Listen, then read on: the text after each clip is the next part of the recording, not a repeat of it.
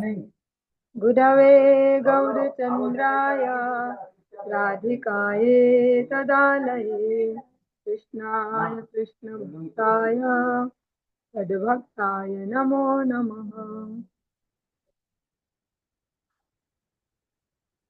सर्वप्रथम भगवान के अभिन्न प्रकाश विग्रह श्री गुरुपाद पद्म पूज्यपाद दंडी स्वामी स्तोत्र सत्य श्रीमद भक्त प्रसाद विष्णु गोस्वामी गुरुदेव महाराज के पावन श्री चरण कमलों में असंख्य कोटि दंडवत ज्ञापित करते हुए उनकी अहेतुकी कृपा प्रार्थना करती हूँ। वे अपनी कृपा वर्षण करें जिससे निज कर्ता अभिमान भाव को छोड़कर एकमात्र उनकी वाणी के वाहक के रूप में अपना परिचय दे सकूं। परम गुरुदेव नित्य लीला पृष्ठ विष्णुवास श्रीमद भक्ति रहित माधव गोस्वामी महाराज परमेश्वर गुरुदेव जगत गुरु भक्ति सिद्धांत सरस्वती गोस्वामी ठाकुर प्रभुपाद व समस्त गुरु परंपरा जय युक्त हूँ। तपार्श श्रीमन नित्यानंद प्रभु श्री गौरहरि वृंदावन बिहारी श्री राधा गोपीनाथ भगवान जय युक्त हूँ। हम सभी पर अपनी कृपा वर्षण करे जिससे भगवान के पवित्र नाम और हरि गुरु वैष्णव सेवा में हम सभी की रुचि उत्पन्न हो सके। सायकालीन कक्षा में हम श्रवण कर रहे हैं श्री वृंदावन दास ठाकुर जी द्वारा उनके द्वारा संकलित श्री चैतन्य भागवतम, उसका अंत्य खंड हम श्रवण कर रहे हैं। पंचम अध्याय और 118 नंबर की प्यार से आज प्रारंभ कर रहे हैं 118वीं प्यार से। हमने इससे पहले की कक्षा में श्रवण किया कि श्री गौरांग महाप्रभु जो एक विप्र है जो बहुत सुंदर भागवत जी का पाठ करते हैं, भागवत पाठ उन्होंने श्रवण किया और उनके भागवत पाठ को सुनते हुए नृत्य करते रहे 3 प्रहर से भी अधिक समय तक। आज हम इससे आगे श्रवण करेंगे। बाह्य पाई बसिलेन श्री सचिनंदन संतो से द्विजेरे करी लेन आलिंगन प्रभु बले भागवत मत पढ़िते प्रभु नाही सुनियार कहारो मुख्य थे। बाह्य बोध मिलने पर श्री सचिनंदन बैठ गए और आनंद के साथ द्विज का आलिंगन किया। प्रभु ने कहा, ऐसा भागवत पाठ मुझे कभी भी किसी के मुख से सुनने को नहीं मिला। एते के तुम्हार नाम भागवताचार्य इहा बिना आर को न करिह कार्य विप्र प्रति प्रभुर पद वियोग्य सुनी सब करि लेन महा हरि हरि ध्वनि ए मत प्रति ग्रामे ग्रामे गंगा तीरे रहिया रहिया प्रभु भक्तेर मंदिरे। इस कारण तुम्हारा नाम है भागवताचार्य, इसे छोड़ कुछ और कार्य मत करना। प्रभु द्वारा विप्र को दी हुई योग्य पदवी को सुनकर सभी ने महान हरिध्वनि की।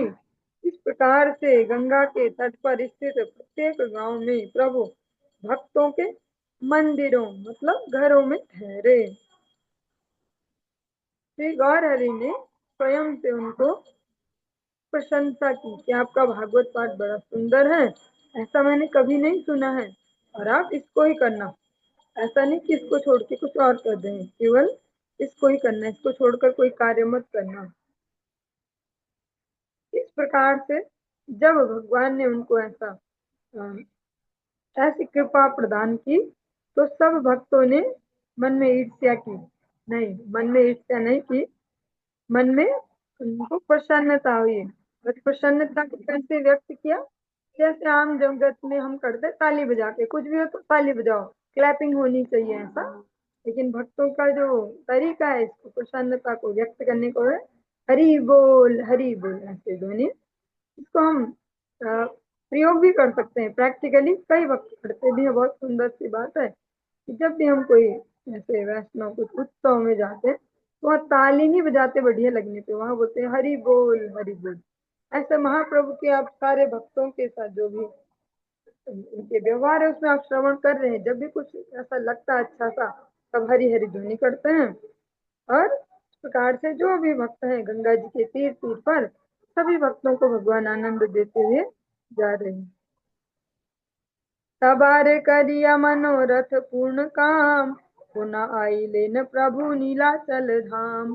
गौड़ देश पुनर्वार प्रभुर विहार, तिहाय सुनाय तार दुख नहे आर। सर्व नीलाचल देशे उपजिल ध्वनि, पुनः आई लेन प्रभु न्यासी चूड़ामणि। महानंदे सर्वलोके जय जय बले, आइला सचल जगन्नाथ नीलाचले।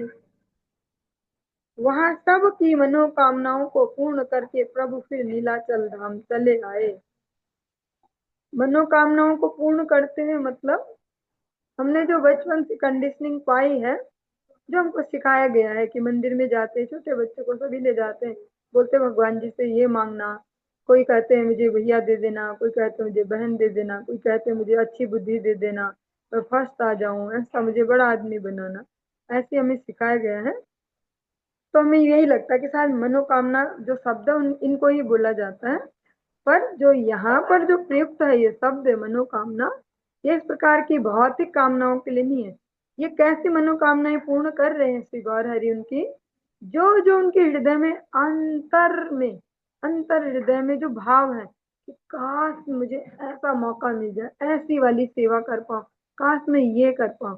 क्योंकि सबकी अपनी अपनी एबिलिटी है, सबके पास अलग अलग गुण है, उसके अनुरूप उनमें सेवा बुद्धि है कि काश मैं ऐसा कर पाऊं। मतलब जैसे किसी को रसोई सेवा अच्छे से आती हो तो सोचे काश मैं कभी अपने गुरुदेव को भी पवा पाऊं, रसोई ऐसे बना के प्रसाद या ठाकुर जी के लिए ऐसा बनाऊं। जिसको जो जो भी आता हो, जिसको कीर्तन आता हो, सोचे कभी मैं सुना पाऊं क्या, ऐसे सुना पाऊंगा, मैं ये सुना पाऊंगी ठाकुर जी को, गुरुदेव को, गुरु वैष्णव को, ऐसे ही। तो ये जो भावना थी भक्तों के हृदय में, अलग अलग जो भाव थे, उन सब मनोकामनाओं को आज पूर्ण करते हुए गौर हरिन पर कृपा कर रहे हैं। वो ऐसी मनोकामनाएं नहीं है कि जिस प्रकार से जैसे गुरुदेव जी कहते हैं और आम समाज में जो सनातन धर्म के अंतर्गत जिनको कह रहे हैं, एक प्रकार से डेली जिनका रूटीन है, इस प्रकार से आरतियां जो बोली जाती हैं, और वो इतनी ज्यादा हाई स्टैंडर्ड की भी नहीं है। ठीक है, बढ़िया है, कुछ ना सही से कुछ है, तो कुछ ज्यादा हायर स्टैंडर्ड नहीं है कि सुख संपत्ति घर आवे कष्ट मिटे तन का, बस इतना ही चाहिए हमको, और हमको वो सब देते रहना जो हमें चाहिए हो। इसमें कहीं भगवान की कोई महिमा नहीं है, भगवान के प्रति आरती भाव नहीं है। आरती का जो नाम आरती है वो क्यों है, आर्त, आर्त भाव से, करुण भाव से भगवान को पुकारना मतलब आरती। और हमारी आरती में कोई करुण भाव नहीं है, यही है कि बस सुख संपत्ति घर आवे, रासिक भाव खूब दे दो हमको भर भर के, तो आरती नहीं बोलेंगे उसको। अगर सूक्ष्मता से समझ में आए तो आप स्वीकार कर सकते हैं, ना आए तो मेरे प्रति कोप ना करे, जिससे वैष्णव अपराध ना बने कि आरती नहीं है वो, फिर हमने तो बचपन से यही गाई, आरती बोलते हैं इसको। आज भगवान सबकी मनोकामनाओं को पूर्ण करके नीलाचल धाम चले आए। गौड़ देश में पुनः प्रभु का विहार हुआ। जो इस विहार को सुनता है और उसे दुख नहीं मिलता, उसे दुख इसलिए नहीं मिलता कि इससे शायद कुछ पुण्य होता होगा, सुकॉल कुछ ऐसा पुण्य का काम होगा इस सुनना, इसलिए नहीं। इसलिए उसको दुख नहीं मिलता क्योंकि उसके हृदय में धैर्य आ जाता है कि भगवान हमेशा स्मरण रखते हैं, अपने निज जनों को, सेवकों को हमेशा याद रखते हैं। भगवान इग्नोर नहीं मारते, ना भूल जाते हैं। उनको पता है किसका क्या भाव है और कब उसको क्या मेरी तरफ से मिलना चाहिए। ये यथा माम प्रपद्यन्ते तांस तथा भजाम्य हम, भूलते नहीं है भगवान। बस वो हमारे एंड पर ही जो कमियां है वही हमको भगवान की ओर से देरी के रूप में दिखती है। मुझे लगता है कि इनकी तो बहुत सुनते ठाकुर जी, ये तो बड़े अच्छे भक्त हैं, उन पे तो बहुत कृपा है, हम पे नहीं है। हम वहां पर इस प्रकार से चश्मा नहीं लगा पाते कि ये यथा माम प्रपद्यन्ते तांस तथा भजाम्यहम्, मम वर्तमान वर्तन्ते मनुष्य पार्थ सर्वशः। जिस प्रकार की जो भावनाएं रखते हैं भगवान, बस रिफ्लेक्शन उसी प्रकार का होता है, एक मिरर इमेज जैसे कह सकते हैं, मिरर लगा बीच में रिफ्लेक्ट होंगे, तो ऐसे ही भगवान भी करते हैं जैसा हम उनके प्रति सोचते हैं। उन्हें इसलिए और दुख नहीं मिलता, उनके हृदय में धैर्य आ जाता, जो इन लीलाओं को सुनते हैं धैर्य आ जाता, उत्साह उनका बना रहता, निरुत्साहित नहीं होते तो कोई फायदा नहीं हुआ आज तक। तो ऐसा जैसा हमने कल की कक्षा में श्रवण किया वैष्णव महिमा में, उनके साथ अन्य अन्य भी तो आए थे, और जिन्होंने सुना ऐसा कि दीनता पूर्ण वचन जिन्होंने सुने वैष्णव के, कि हमको इतने सालों हो गए मठ में, अभी तक कोई प्रीति उत्पन्न नहीं हुई भगवान में, तो कुछ लोग तो ऐसे भाग गए कि हमने क्या झक मारनी, फिर इनको इतने साल हो गए और ये बोल रहे कुछ नहीं हुआ अभी। तो वो उसको नहीं पकड़ पाए कि जो उनका दैन्यता का भाव हमेशा देने वाला, वो इसी प्रकार से कि हमने भी क्या करना, बार बार से सुना और भाग गए। इसी प्रकार से जो इन प्रसंगों को सुनते हैं महाप्रभु के, जो अपने भक्तों के साथ ये व्यवहार, उनके हृदय में धैर्य आता है। क्योंकि अगर हम भक्ति ना भी करें, भौतिक जीवन भी जी रहे हो केवल, तो वहां भी कोई भी व्यक्ति ये तो नहीं बोल सकता कि 100% उसके मन की जो गति है उसके हिसाब से उसका बाहर जीवन चल रहा है, ऐसा तो नहीं है। हम देखते भी हैं इस जगत में बहुत बड़े बड़े सो कॉल्ड प्रभावशाली व्यक्ति, उनके भी जीवनों में बहुत बड़ी बड़ी विपत्तियां, बहुत बड़ी बड़ी प्रतिकूलताएं आ जाती, जिन पे उनका कोई जोर नहीं चलता। तो फिर ये जो धैर्य है जीवन में, वो भगवान की कृपा से ही आ सकता है। इसलिए जो इन प्रसंगों को धैर्य से सुनते हैं, उनका उत्साह बना रहता है और धैर्य से वो अपने जीवनों को जी पाते हैं। भगवान पर भरोसा रहता पूर्ण कि भगवान जो करेंगे हमारा उसमें मंगल ही होगा।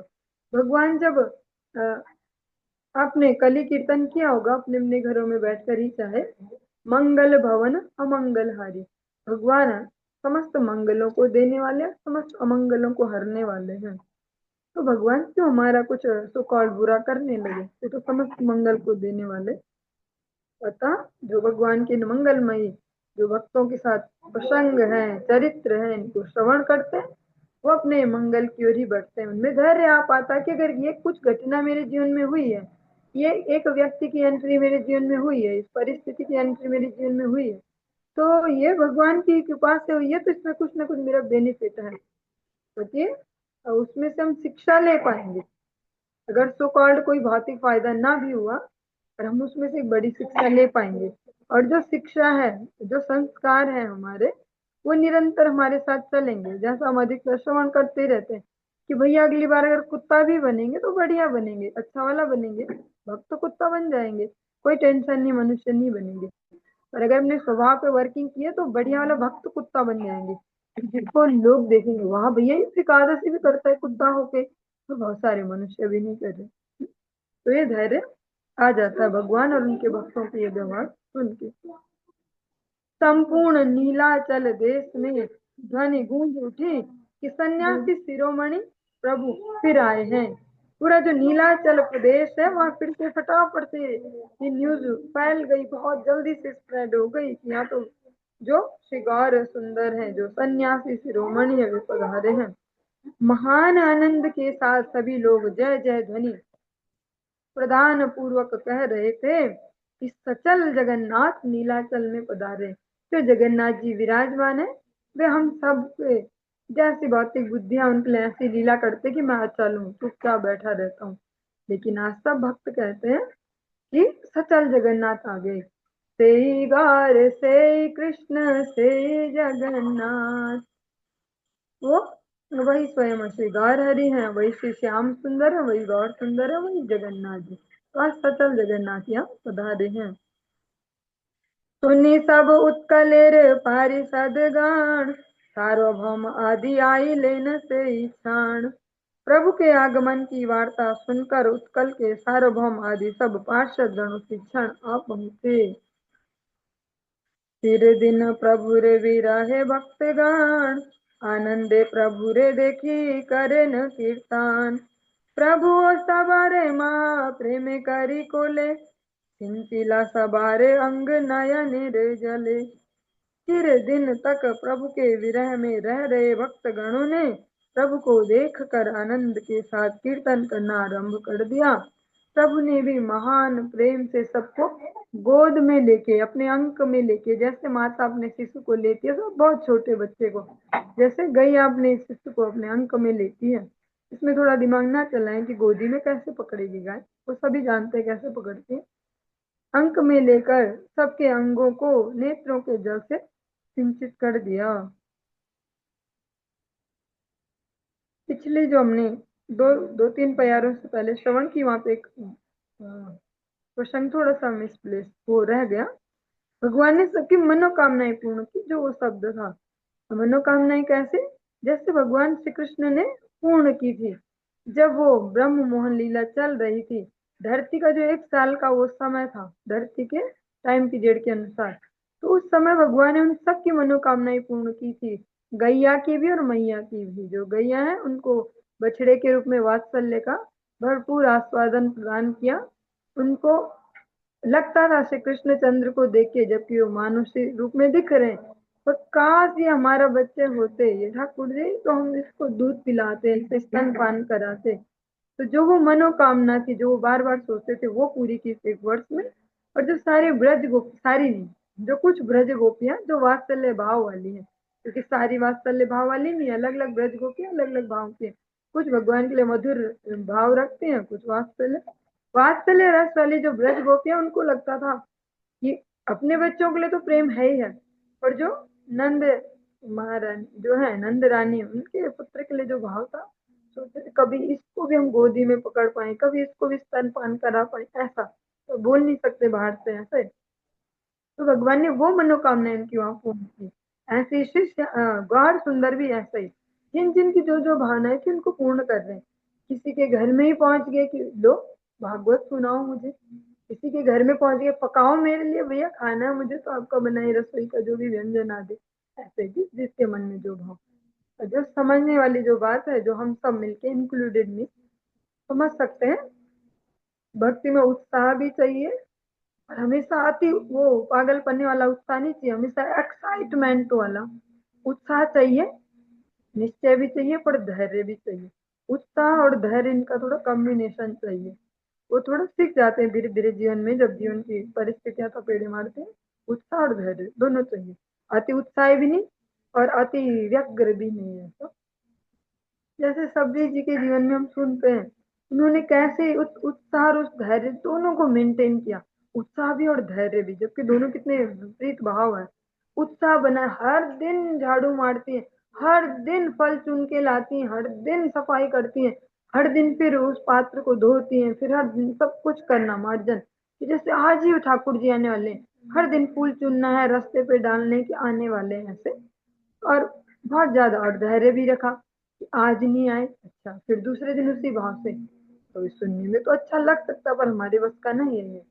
हमारे तो अगर एक दिन भी किसी ने बोला हमारे प्रसाद बना दोगे आज माता जी, और न पहुंचे तो फिर गुस्सा आ जाएगा कि अरे हाँ तो मैं यहाँ लग गई पागलों जैसे, ऐसे ऐसे किया और पहुंचे ही नहीं।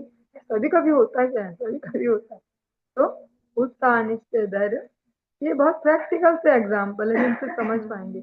एक तो हो गया इमेजिनरी भक्ति, सो कॉल्ड धार्मिकता बढ़ाना, ऐसा देखे इन प्रसंगों को समझ पाना। जितना हम इनको आराम आराम से, इसीलिए धीरे धीरे चल रही है कक्षाएं, कोई जोर नहीं है जल्दी भागने का।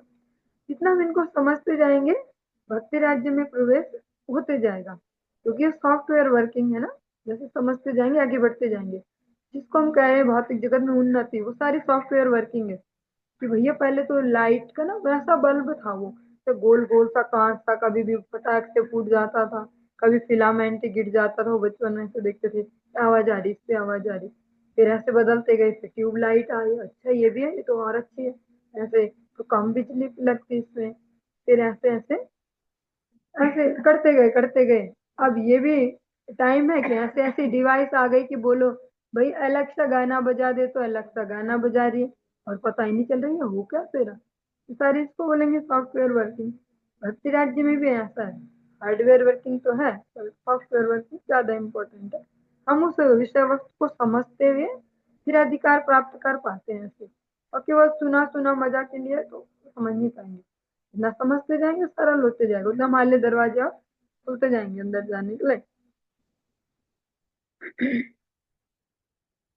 चिर दिन प्रभुर विराहे भक्तगण, आनंदे प्रभु रे देखी करे न कीर्तन। प्रभु सबरे महाप्रेम करी कुले, सिंचिला सवार अंग नयन जल। जो अभी हमने श्रवण किया, महाप्रभु ने सबको परम प्रेम प्रदान किया, जिसका जैसा भाव है, और उनको अपने अंक में भर के गोदी में लेके प्रेम से नैनों के जल से उनका अभिषेक कराया। हे नमते श्री गौर सुंदर नीला चले, रही लेन काशी मिश्र गृह कुतूहले। इस प्रकार से श्री गौर सुंदर नीलाचल में काशी मिश्र के घर पर आनंद के साथ ठहरे हुए थे। निरंतर नृत्य गीत आनंद आवेश।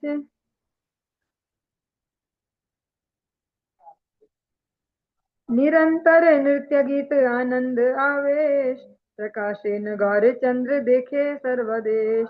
कखनो नाचेन जगन्नाथेर सम्मुखे, तिलार्धे को बाह्य नाही प्रेमानंद सुखे।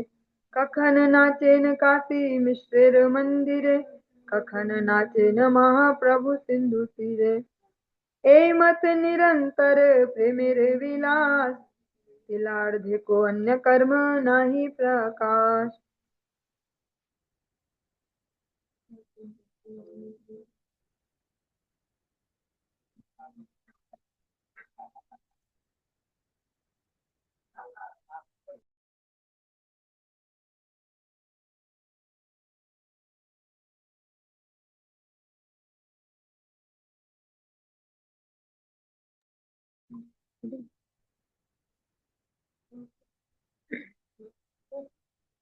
पाणी शंख बाजिले उठेन सेई क्षण, कपाट खुलिले जगन्नाथ दर्शन।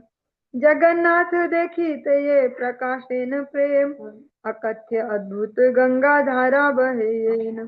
देखिया अद्भुत सब उत्कलेर लोक, सारो देह आर नाही रहे दुख शोक।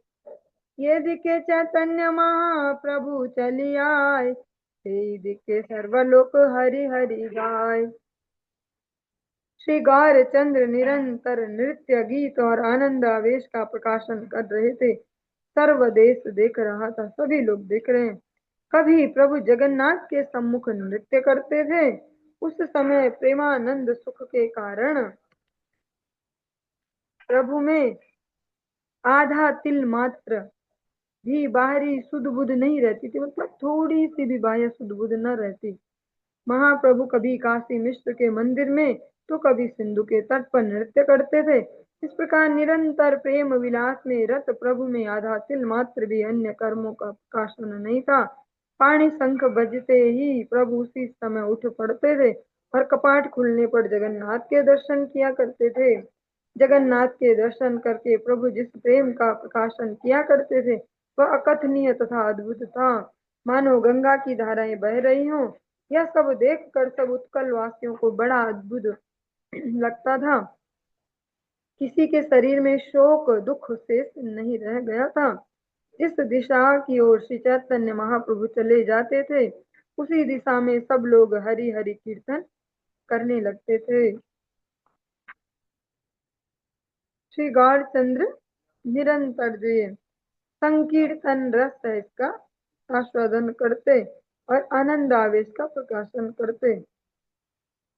जो नीलाचल प्रदेश के सभी जन हैं, सभी लोग हैं उस क्षेत्र के, सभी इस भाव का आस्वादन कर रहे थे, आनंद ले रहे थे। स्वयं भगवान को उन्हीं के रस का आनंद लेते हुए देख रहे हैं।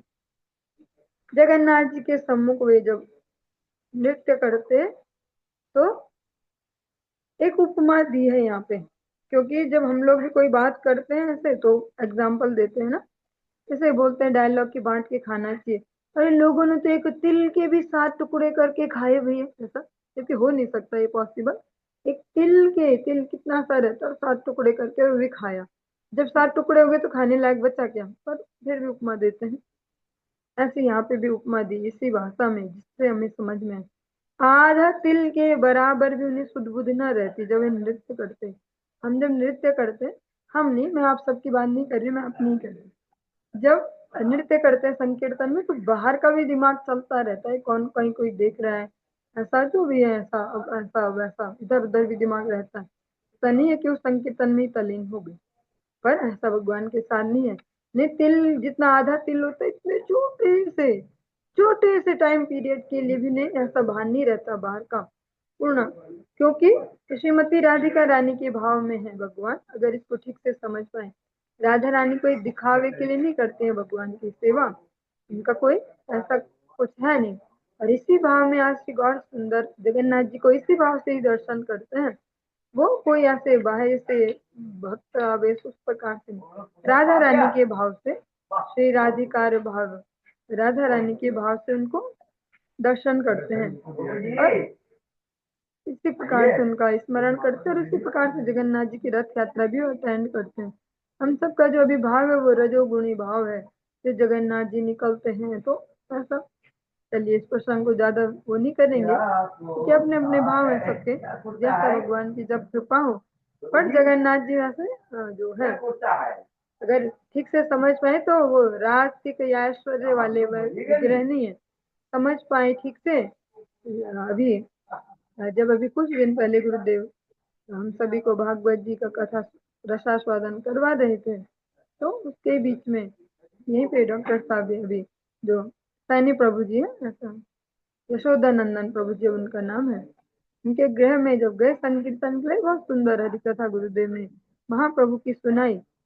तो जो महाप्रभु हैं वे जो जगन्नाथ जी का दर्शन कर रहे हैं, वे भी राधा भाव से भावित होकर, और जो जगन्नाथ जी हैं वे भी वहाँ रासिक से ऐश्वर्य के महाराज बन के नहीं बैठे हैं, वे भी वहाँ पे गले हुए हैं भगवान के प्रेम से। भगवान के मतलब निज कथा के आनंद में, अपनी कथा श्रवण करके उनकी वो दशा हुई है। रोहिणी मैया जब इनकी कथा सुनाती हैं, जो उनकी महिषियां हैं द्वारका की, उनको जब सुना रहे हैं, उस कथा को सुन के ही भगवान का ये स्वरूप हो गया है, अपनी ही कथा के रसास्वादन से। तो जो भी भक्त राज्य में धीरे धीरे आगे बढ़ते जाए, समझना होगा जगन्नाथ जी वैसे नहीं है जैसे समझा जाता है उनको, इनसे कुछ मांगो और ऐसे ऐश्वर्य वाले, वे प्रेम में गले हुए ऐसे हो गल के ऐसे हो गए हैं। उस भाव से श्री राधिका रानी इसी गौर सुंदर उसी भाव से उस यात्रा को अटेंड भी करते हैं। वृंदावन चलो रे हे जगन्नाथ, वृंदावन चलो रे हे गोपीनाथ। इस भाव से उनका वैसा ये रास्तिक सा ऐश्वर्य वाला भाव नहीं है जैसा आम जगत में चल रहा है, जगन्नाथ जी जगन्नाथ जी। जगन्नाथ जी तो पूरी एक दुखी से भगवान है, अगर समझ पाए उनको देखकर हम ऐसा ऐश्वर्य दिखाते हैं।